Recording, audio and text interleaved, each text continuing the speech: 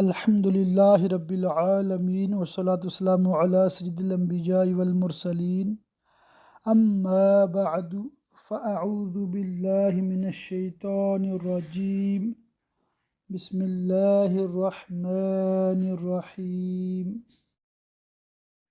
سبق number 96 part 3 تفسیر خزائن العرفان، پارہ 29واں، سورۃ الجن کی پہلی آیت مبارکہ سے ترجمہ کنز الایمان مع تفسیر خزائن العرفان پڑھنے سننے کی سعادت حاصل کریں گے انشاءاللہ۔ سورہ جن مکیہ ہے، اس میں 28 آیتیں اور 2 رکوع ہیں۔ اللہ کے نام سے شروع جو نہایت مہربان رحم والا۔ سورہ جن مکیہ ہے، اس میں 2 رکوع، 28 آیتیں، 250 کلمے، 870 حرف ہیں۔ تم فرماؤ اے مصطفیٰ صلی اللہ تعالی علیہ وسلم، مجھے وحی ہوئی کہ کچھ جنوں نے نصیبین کے، جن کی تعداد مفسرین نے 9 بیان کی، میرا پڑھنا کان لگا کر سنا۔ نماز فجر میں بمقام نخلہ، مکہ مکرمہ و طائف کے درمیان۔ تو بولے وہ جن اپنی قوم میں جا کر، ہم نے ایک عجیب قرآن سنا جو اپنی فصاحت و بلاغت و خوبی مضامین و علو معنی میں ایسا نادر ہے کہ مخلوق کا کوئی کلام اس سے کوئی نسبت نہیں رکھتا، اور اس کی یہ شان ہے کہ بھلائی کی راہ بتاتا ہے، یعنی توحید و ایمان کی۔ تو ہم اس پر ایمان لائے اور ہم ہرگز کسی کو اپنے رب کا شریک نہ کریں گے، اور یہ کہ ہمارے رب کی شان بہت بلند ہے، نہ اس نے عورت اختیار کی اور نہ بچہ، جیسا کہ کفار جن و انس کہتے ہیں، اور یہ کہ ہم میں کا بے وقوف اللہ پر بڑھ کر بات کہتا تھا، جھوٹ بولتا تھا، بے ادبی کرتا تھا کہ اس کے لیے شریک و اولاد اور بیوی بتاتا تھا، اور یہ کہ ہمیں خیال تھا کہ ہرگز جن اور آدمی اللہ پر جھوٹ نہ باندھیں گے اور اس پر افترا نہ کریں گے، اس لیے ہم ان کی باتوں کی تصدیق کرتے تھے جو کچھ وہ شان الہی میں کہتے تھے، اور خداوند عالم کی طرف بیوی اور بچے کی نسبت کرتے تھے، یہاں تک کہ قرآن کریم کی ہدایت سے ہمیں ان کا کذب و بہتان ظاہر ہو گیا، اور یہ کہ آدمیوں میں کچھ مرد جنوں کے کچھ مردوں کی پناہ لیتے تھے، جب سفر میں کسی خوفناک مقام پر اترتے تو کہتے ہم اس جگہ کے سردار کی پناہ چاہتے ہیں یہاں کے شریروں سے، تو اس سے اور بھی ان کا تکبر بڑھا، اور یہ کہ انہوں نے، یعنی کفار قریش نے، گمان کیا جیسا تمہیں گمان ہے اے جنات کہ اللہ ہرگز کوئی رسول نہ بھیجے گا، اور یہ کہ ہم نے آسمان کو چھوا، یعنی اہل آسمان کا کلام سننے کے لیے آسمان دنیا پر جانا چاہا، تو اسے پایا کہ فرشتوں کے سخت پہرے اور آگ کی چنگاریوں سے بھر دیا گیا ہے، تاکہ جنات کو اہل آسمان کی باتیں سننے کے لیے آسمان تک پہنچنے سے روکا جائے، اور یہ کہ ہم نبی کریم صلی اللہ تعالی علیہ وسلم کی بعثت سے پہلے آسمان میں سننے کے لیے کچھ موقعوں پر بیٹھا کرتے تھے، پھر اب نبی کریم صلی اللہ تعالی علیہ وسلم کی بعثت کے بعد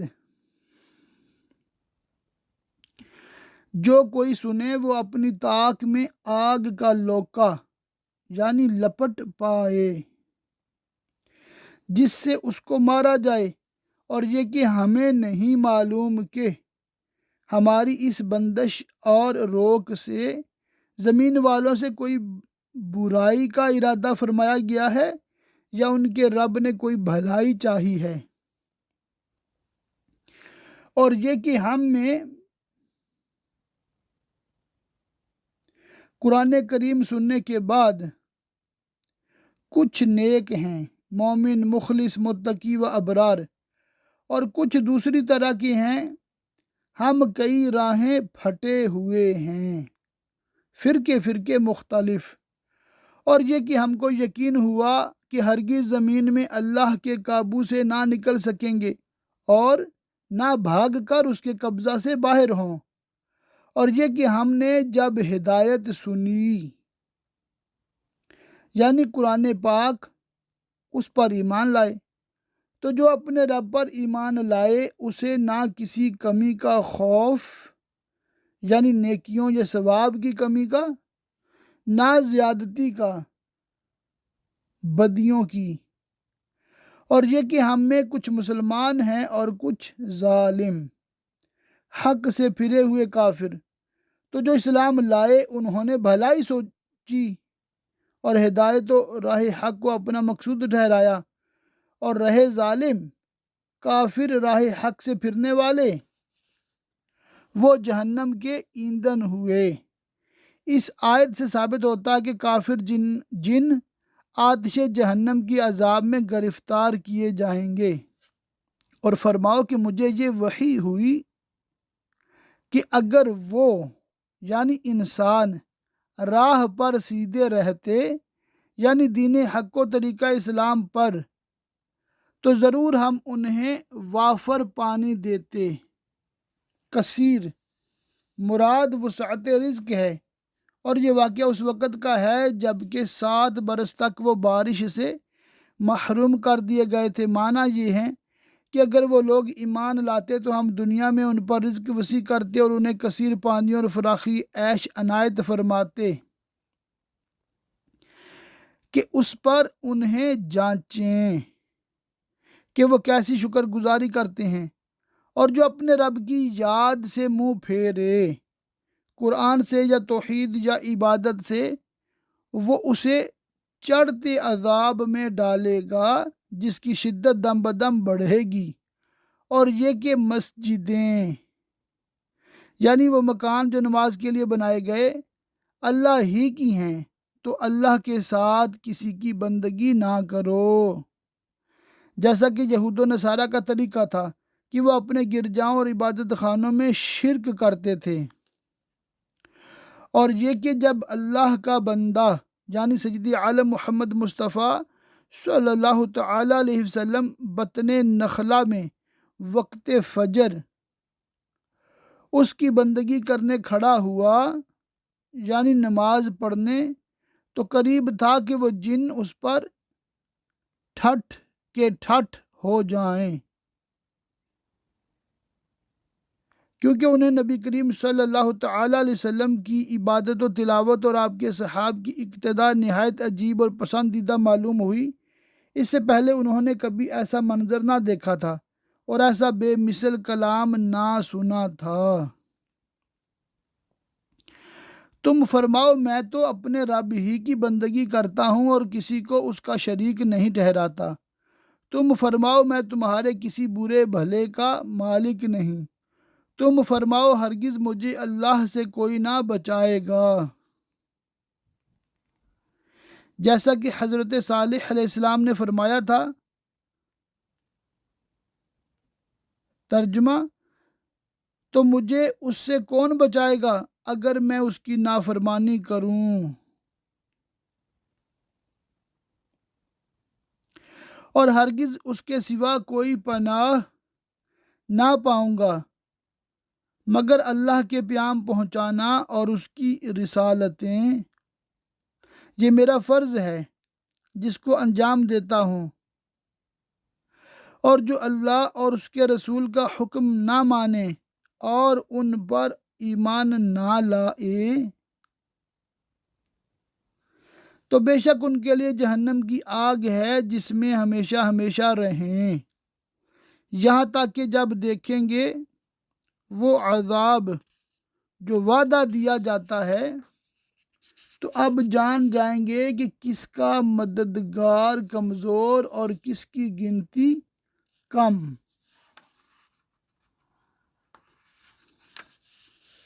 کافر کی یا مومن کی، یعنی اس روز کافر کا کوئی مددگار نہ ہوگا اور مومن کی مدد اللہ تعالیٰ اور اس کے انبیاء اور ملائکہ سب فرمائیں گے۔ شان نزول، نضر بن حارث نے کہا تھا کہ یہ وعدہ کب پورا ہوگا؟ اس کے جواب میں اگلی آیت نازل ہوئی۔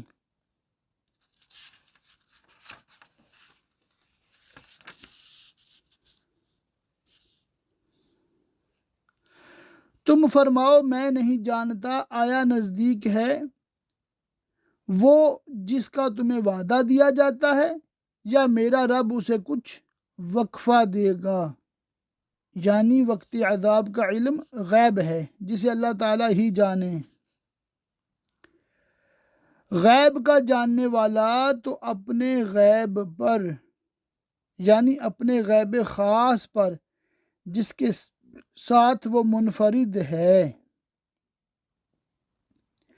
کسی کو مسلط نہیں کرتا، یعنی اطلاع کامل نہیں دیتا جس سے حقائق کا کشف تام اعلیٰ درجہ یقین کے ساتھ حاصل ہو،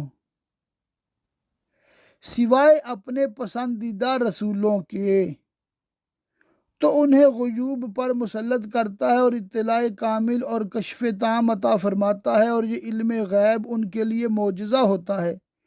اولیاء کو بھی اگرچہ غیوب پر اطلاع دی جاتی ہے، مگر انبیاء کا علم با اعتبار کشف و انجلا اولیاء کے علم سے بہت بلند و بالا و ارفع و اعلیٰ ہے، اور اولیاء کے علوم انبیاء ہی کے وساطت اور انہی کے فیض سے ہوتے ہیں۔ معتزلہ ایک گمراہ فرقہ ہے، وہ اولیاء کے لیے علم غیب کا قائل نہیں، ان کا خیال باطل اور حدیث کثیرہ کے خلاف ہے، اور اس آیت سے ان کا تمسک یعنی دلیل پکڑنا صحیح نہیں۔ بیان مذکورہ بالا میں اس کا اشارہ کر دیا گیا ہے۔ سید الرسل خاتم الانبیاء محمد مصطفیٰ صلی اللہ تعالیٰ علیہ وآلہ وسلم مرتضی رسولوں میں سب سے اعلیٰ ہیں۔ اللہ تعالیٰ نے آپ کو تمام اشیاء کے علوم عطا فرمائے، جیسا کہ صحاح کی معتبر حدیث سے ثابت ہے، اور یہ آیت حضور کے اور تمام مرتضی رسولوں کے لیے غیب کا علم ثابت کرتی ہے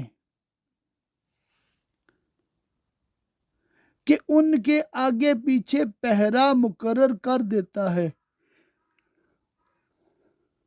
فرشتوں کو جو ان کی حفاظت کرتے ہیں، تاکہ دیکھ لے کہ انہوں نے اپنے رب کے پیام پہنچا دیے، اور جو کچھ ان کے پاس سب اس کے علم میں ہے، اور اس نے ہر چیز کی گنتی شمار کر رکھی ہے۔ اس سے ثابت ہوا کہ جمیع اشیاء محدود و محصور و متناہی ہیں۔ یہ سورہ مبارکہ مکمل ہوئی۔ آگے ہے سورۃ المزمل۔ سورہ مزمل مکیہ ہے، اس میں 20 آیتیں اور 2 رکوع ہیں۔ اللہ کے نام سے شروع جو نہایت مہربان رحم والا۔ سورہ مزمل مکیہ ہے، اس میں 2 رکوع، 20 آیتیں، 285 کلمے، 838 حرف ہیں۔ اللہ کے نام سے شروع جو نہایت مہربان رحم والا۔ اے جھرمٹ مارنے والے، یعنی اپنے کپڑوں سے لپٹنے والے۔ اس کے شان نزول میں کئی قول ہیں۔ بعض مفسرین نے کہا کہ ابتدائی زمانہ وحی میں سید عالم صلی اللہ تعالیٰ علیہ وسلم خوف سے اپنے کپڑوں میں لپٹ جاتے تھے۔ ایسی حالت میں آپ کو حضرت جبریل نے یا ایہا المزمل کہہ کر ندا کی۔ ایک قول یہ ہے کہ سید عالم صلی اللہ تعالی علیہ وسلم چادر شریف میں لپٹے ہوئے آرام فرما رہے تھے، اس حالت میں آپ کو ندا کی گئی، یا ایہا المزمل۔ بہرحال یہ ندا بتاتی ہے کہ محبوب کی ہر ادا پیاری ہے، اور یہ بھی کہا گیا ہے کہ اس کے معنی یہ ہیں کہ ردائے نبوت و چادر رسالت کے حامل و لائق، رات میں قیام فرما، نماز اور عبادت کے ساتھ سوا کچھ رات کے، یعنی تھوڑا حصہ آرام کے لیے ہو، باقی شب عبادت میں گزاریے۔ اب وہ باقی کتنی ہو اس کی تفصیل آگے ارشاد فرمائی جاتی ہے، آدھی رات یا اس سے کچھ کم کرو یا اس پر کچھ بڑھاؤ۔ مراد یہ ہے کہ آپ کو اختیار دیا گیا ہے کہ خواہ قیام نصف شب سے کم ہو یا نصف شب یا اس سے زیادہ ہو۔ مراد اس قیام سے تہجد ہے جو ابتدائی اسلام میں واجب و بقول فرض تھا۔ نبی کریم صلی اللہ تعالی علیہ وسلم اور آپ کے صحاب شب کو قیام فرماتے اور لوگ نہ جانتے کہ تہائی رات یا آدھی رات یا دو تہائی رات کب ہوئی، تو وہ تمام شب قیام میں رہتے اور صبح تک نمازیں پڑھتے اس اندیشہ سے کہ قیام قدر واجب سے کم نہ ہو جائے، یہاں تک کہ ان حضرات کے پاؤں سوج جاتے تھے۔ پھر یہ حکم 1 سال کے بعد منسوخ ہو گیا، اور اس کا ناسخ بھی اسی صورت میں فَاقْرَؤُوا مَا تَيَسَّرَ مِنْهُ، اور قرآن خوب ٹھہر ٹھہر کر پڑھو، رعایت وقوف اور ادائے مخارج کے ساتھ، اور حروف کو مخارج کے ساتھ تا بامکان صحیح ادا کرنا نماز میں فرض ہے۔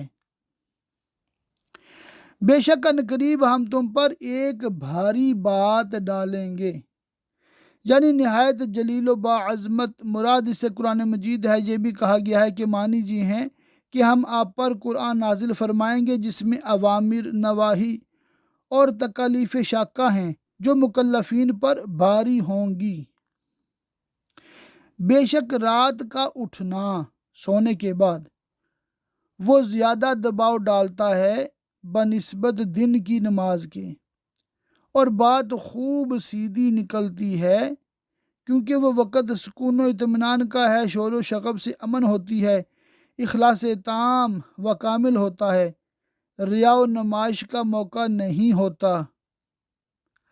بے شک دن میں تو تم کو بہت سے کام ہیں، شب کا وقت عبادت کے لیے خوب فراغت کا ہے، اور اپنے رب کا نام یاد کرو۔ رات و دن کے جملہ اوقات میں تسبیح، تحلیل، نماز، تلاوت قرآن شریف، درس علم وغیرہ کے ساتھ۔ اور یہ بھی کہا گیا ہے کہ اس کے معنی یہ ہیں کہ اپنی قراءت کی ابتدا میں بسم اللہ الرحمن الرحیم پڑھو،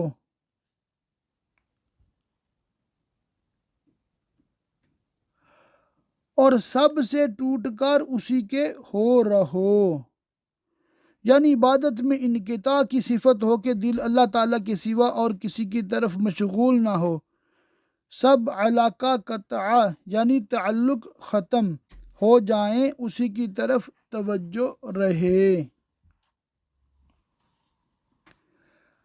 وہ پورب کا رب اور پچھم کا رب، اس کے سوا کوئی معبود نہیں، تو تم اسی کو اپنا کارساز بناؤ اور اپنے کام اسی کی طرف تفویض کرو، اور کافروں کی باتوں پر صبر فرماؤ اور انہیں اچھی طرح چھوڑ دو۔ وَهَذَا مَنْسُوخٌ بِآیَةِ الْقِتَالِ، اور یہ حکم جہاد کی آیت سے منسوخ ہو چکا ہے۔ اور مجھ پر چھوڑو ان جٹلانے والے مالداروں کو اور انہیں تھوڑی مہلت دو، بدر تک یا روز قیامت تک۔ بے شک ہمارے پاس آخرت میں بھاری بیڑیاں ہیں اور بھڑکتی آگ، اور گلے میں پھنستا کھانا اور دردناک عذاب ان کے لیے جنہوں نے نبی صلی اللہ تعالی علیہ وسلم کی تکذیب کی۔ جس دن تھر تھرائیں گے زمین اور پہاڑ، وہ قیامت کا دن ہوگا، اور پہاڑ ہو جائیں گے ریتے کا ٹیلا بہتا ہوا۔ بے شک ہم نے تمہاری طرف ایک رسول بھیجے، سید عالم محمد مصطفیٰ صلی اللہ تعالی علیہ وآلہ وسلم، کہ تم پر حاضر ناظر ہیں، مومن کے ایمان اور کافر کے کفر کو جانتے ہیں، جیسے ہم نے فرعون کی طرف رسول بھیجے۔ حضرت موسیٰ علیہ السلام، تو فرعون نے اس رسول کا حکم نہ مانا تو ہم نے اسے سخت گرفت سے پکڑا، پھر کیسے بچو گے عذاب الہی سے اگر دنیا میں کفر کرو اس دن سے، یعنی قیامت کے دن جو نہایت ہولناک ہوگا، جو بچوں کو بوڑھا کر دے گا اپنے شدت دہشت سے، آسمان اس کے صدمہ سے پھٹ جائے گا۔ اللہ کا وعدہ ہو کر رہنا، بے شک یہ نصیحت ہے، تو جو چاہے اپنے رب کی طرف راہ لے، ایمان و طاعت اختیار کر کے۔ بے شک تمہارا رب جانتا ہے کہ تم قیام کرتے ہو، کبھی 2/3 رات کے قریب، کبھی آدھی رات، کبھی تہائی، اور ایک جماعت تمہارے ساتھ والی تمہارے اصحاب کی، وہ بھی قیام لیل میں آپ کا اتباع کرتے ہیں، اور اللہ رات اور دن کا اندازہ فرماتا ہے۔ اسے معلوم ہے کہ اے مسلمانوں، تم سے رات کا شمار نہ ہو سکے گا اور ضبط اوقات نہ کر سکو گے، تو اس نے اپنی مہر سے تم پر رجوع فرمائی۔ اب قرآن میں سے جتنا تم پر آسان ہو اتنا پڑھو، یعنی شب کا قیام معاف فرمایا۔ مسئلہ، اس آیت سے نماز میں مطلق قرأت کی فرضیت ثابت ہوئی۔ مسئلہ، اقل درجہ قرأت مفروض 1 بڑی آیت یا 3 چھوٹی آیتیں ہیں۔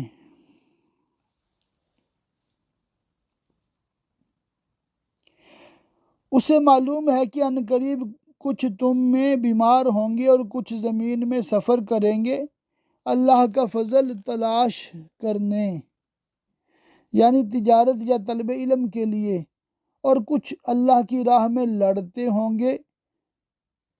ان سب پر رات کا قیام دشوار ہوگا، تو جتنا قرآن میسر ہو پڑھو۔ اس سے پہلا حکم منسوخ کیا گیا اور یہ بھی پنجگانہ نمازوں سے منسوخ ہو گیا۔ اور نماز قائم رکھو، یہاں نماز سے فرض نمازیں مراد ہیں، اور زکوٰۃ دو اور اللہ کو اچھا قرض دو۔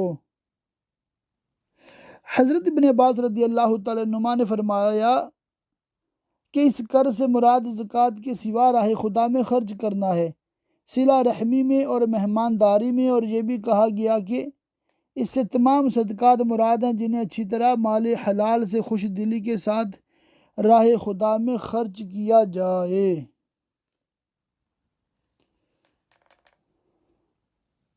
اور اپنے لیے جو بھلائی آگے بھیجو گے اسے اللہ کے پاس بہتر اور بڑے ثواب کی پاؤ گے، اور اللہ سے بخشش مانگو، بے شک اللہ بخشنے والا مہربان ہے۔